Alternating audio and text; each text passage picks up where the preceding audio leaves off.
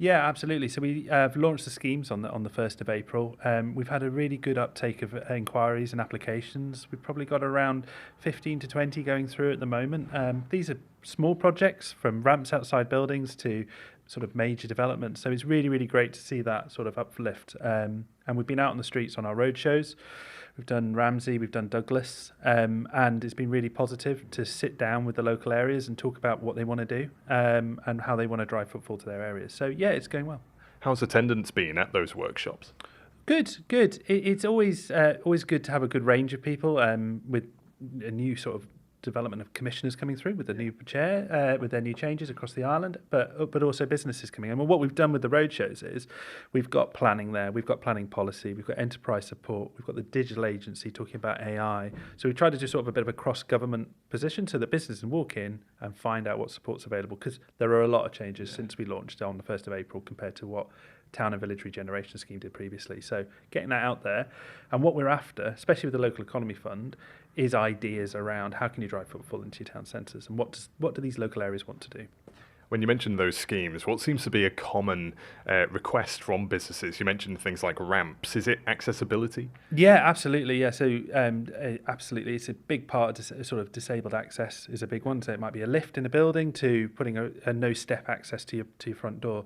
It's really wide-ranging in terms of what it can support, but businesses need to make sure they're accessible. So these schemes really do support that. Town and Village Regeneration Scheme was very much focused on the outside of buildings, painting and freshening up areas. But now there's enhanced support around internals as well. So if you've got a vacant property, we can sort out with fit out and trying to get those sites leased. We've also launched support for technology as well. We understand that businesses need to embrace technology to support that. So we are incentivising POS systems and development from there.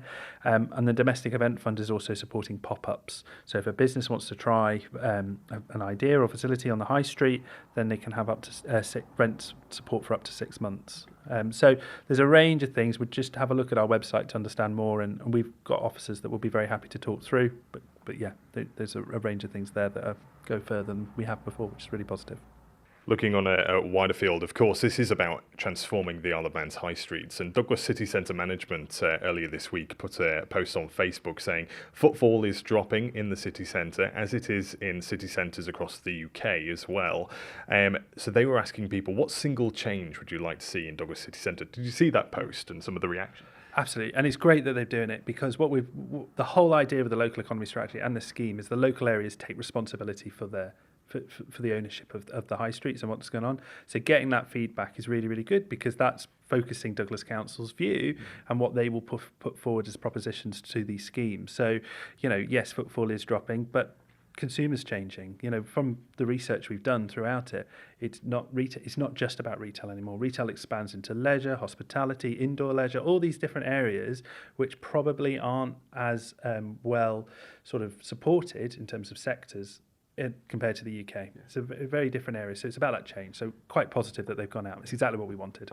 And a common suggestion was improved parking. Is there anything DFE can do to help in that area? So, well, I guess parking, the availability of parking probably isn't an issue. We have heard a lot around what can be done in terms of car park strategy and paying for parking.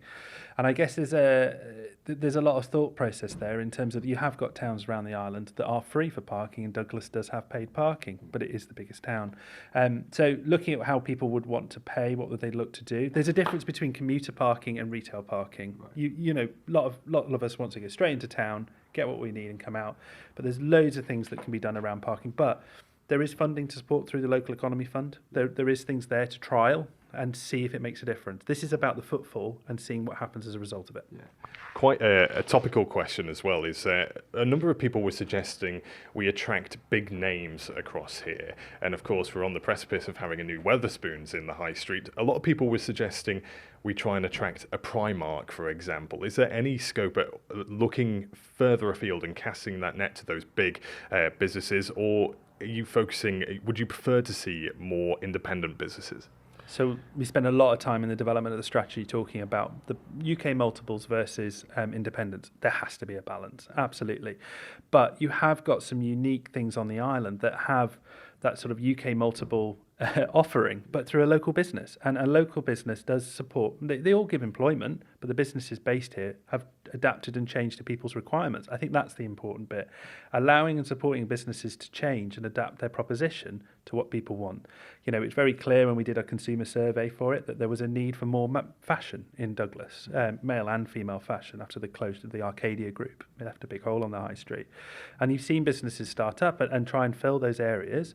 And it's just got to be the propositions right for us. But, adding a Primark would be great. The challenge we have is we don't necessarily have the size of units on the high street that could actually take that. But saying that, there's a lot of new developments that are coming forward across Douglas that could have that, and that should happen. There's a really good spend on the island. We collect that information quite a lot. The UK multiples here do well. They really do. We're a bit of a beacon in the north.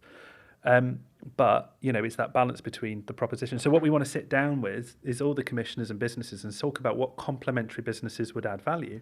And we have support now for people to try those pop-ups. So if somebody wanted to do an urban golf in the centre of town, we've now got a range of schemes to support them to take some of that risk out for them to try and offer as good a situation as a UK multiple.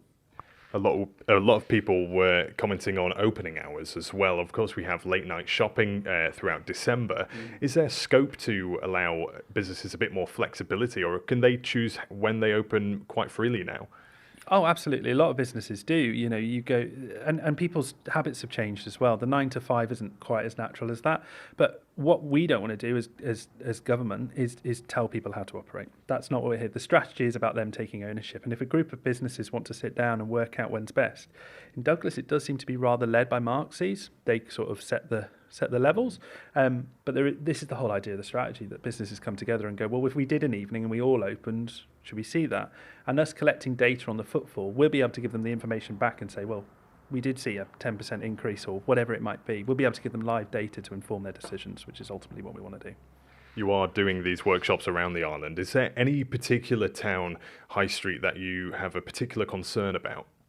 No, it was very clear in the town audits that we did with the review as part of it. Each town has got a unique offering, and when you look at some of the heritage that's in some of those areas, they do have their own sort of unique identities, and I think the important bit is linking into the unique identities.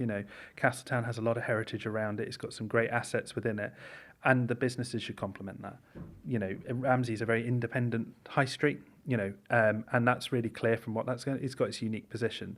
It's about finding those opportunities and making sure people go for those particular things. So that's where events can really play into it. Domestic Event Fund has had more funding. People can try out more events, and you saw the position with the moon that was put in Peel Cathedral. That drove loads of footfall to the town, and businesses saw that. Those are the sort of things that can make a real difference. So it's about that community taking ownership is the key part of that. And compared to some UK towns, perhaps, do you think the island is faring better in this economy now? So our empty shop rate is lower than the UK conglomerately across all our towns and villages and city.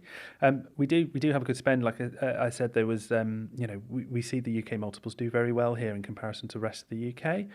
Maybe that's because we've got sea round us and it's more difficult to get off. But we do have a strong and we do support locals. So yeah.